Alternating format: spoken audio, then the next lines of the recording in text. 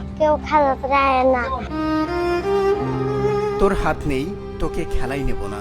বন্ধুদের এই নির্মম কথা প্রতিদিন বুকটা ভেঙে দেয় 9 বছরের ছোট্ট মায়ার। অন্য সব শিশুর মতো সেও স্বপ্ন দেখে স্কুলে যাওয়ার, বন্ধুদের সঙ্গে খেলার, কিন্তু জন্ম থেকে যার একটি হাত নেই, আয়নার সামনে দাঁড়ালেই তার চোখে বেয়ে নামে পানি। প্রতিদিন রাতে মায়ের বুকে মুখ লুকিয়ে অবুঝ সন্তানের একটাই আকুতি, মা আমাকে একটা হাত লাগিয়ে দাও।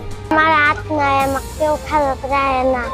আমি খেলবে চালি কই যে তো খেলাতে রাখবো না, তোর হাত নাই আম্মা, তোর হাত কাটাচ্ছে, তোর হাতে খেলবো না, তো হাতে খেললি পরে আমাকে হাত কাটা হইয়া দেবে। আমি হাতের জন্য কান্না করি, আমার মা বাবা চিকিৎসা করতে পারে না, আমাদের কাছে টাকা নাই। হাত না থাকলেও কিন্তু থেমে নেই মায়ার জীবন যুদ্ধ। এক হাতেই কষ্ট করে স্কুলের পোশাক পরা, পিঠে ভারী ব্যাগ নিয়ে প্রতিদিন সে ছুটে যায় বিদ্যালয়ে। একা একা খেতে কিংবা জামা কাপড় পরতে ভীষণ কষ্ট হয়। এক হাতে লিখতে গিয়ে আঙ্গুলগুলো ব্যথায় টনটন করে। এত অবহেলা আর অপমানের পরও মায়ের চোখে শুধু পড়াশোনা করে অনেক দূরে এগিয়ে যাওয়ার অদম্য স্বপ্ন। স্কুল লিখতে সমস্যা হয়। আমার যে হাত নাই, তা আমার মায়ের কাজে আমি সবসময় সহযোগিতা করি। আমি অনেক দূর পর্যন্ত লেখাপড়া করবো, আমার লেখাপড়ার খুব ইচ্ছে।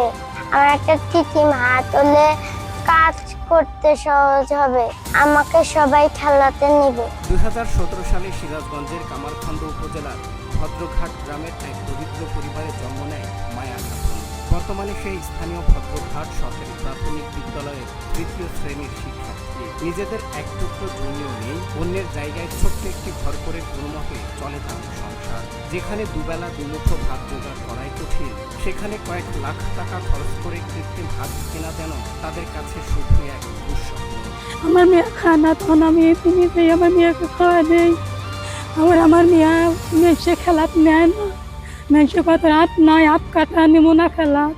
আমি কি করবো, আমাকে আমি মেয়েরে বোঝাই কি করবো? মা বললো আমরা গরিব মানুষ, তোমার হাত নাই, আল্লাহ দেয় নাই, দেয় মানুষ কয় কয়েককে, তুমিও বে থাকো, আমারও সাধ্য নাই তোমাকে একটা প্লাস্টিকের হাত না গায়ে তুমি। চরম অভাবের মাঝেও কিন্তু মায়া হার মানেনি। এক হাতে সবজি কাটা কিংবা মায়ের গৃহস্থালির কাজে সাহায্য করার আপ্রাণ চেষ্টা করে সে।